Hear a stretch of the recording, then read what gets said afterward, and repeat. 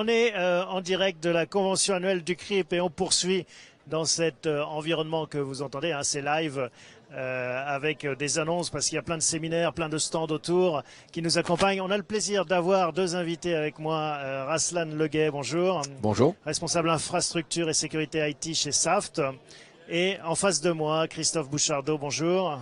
Bonjour. Vous êtes chez Nexthink. On va déjà poser le décor. Saft, un fabricant de batteries. Exactement. Donc fabricant de batteries industrielles et de haute capacité. Donc beaucoup de gens utilisent des batteries Saft quand ils prennent l'avion, lorsqu'ils utilisent les hôpitaux, beaucoup de matériel de contrôle. On a aussi énormément de satellites. C'est combien de chiffre d'affaires maintenant? Combien d'employés? Plus de 700 millions de chiffres d'affaires, 10% de recherche et développement. C'est une entreprise qui travaille beaucoup dans la recherche. Bon, une belle ETI française et Nexthink, une société qui nous vient des bords du Léman.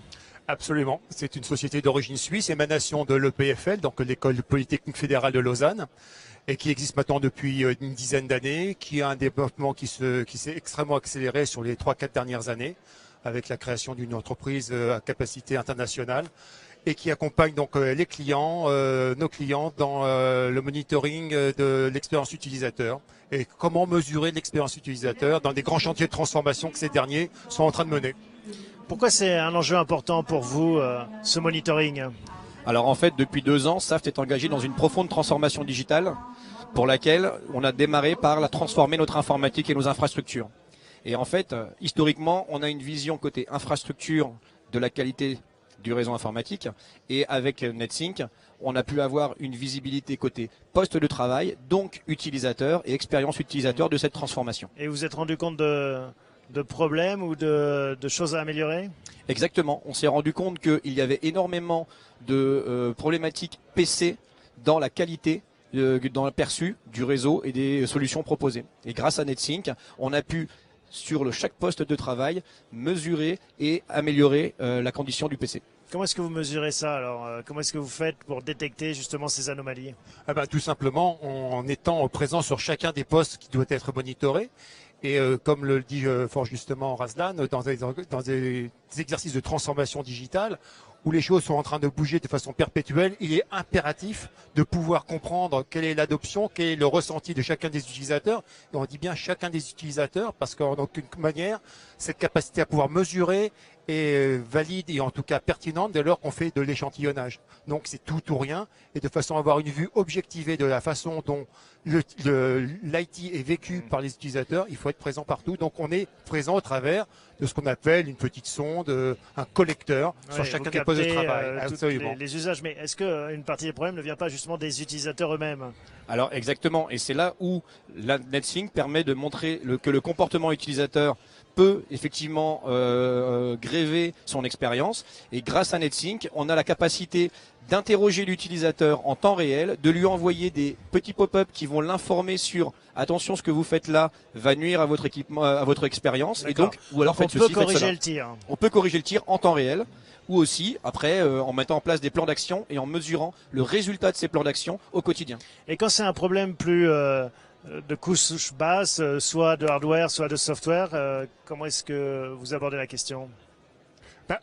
Vas-y, Razan. Alors en matière de hardware, on voit tout de suite si un ensemble d'équipements présente des difficultés ou des problèmes, et à ce moment-là, on peut aller cibler ces équipements, effectuer une rémédiation immédiate en envoyant des scripts qui permettent de corriger éventuellement des mises à jour, des problèmes de configuration, de manière globale. Christophe, j'imagine que votre pitch, c'est de dire on va vous faire des économies?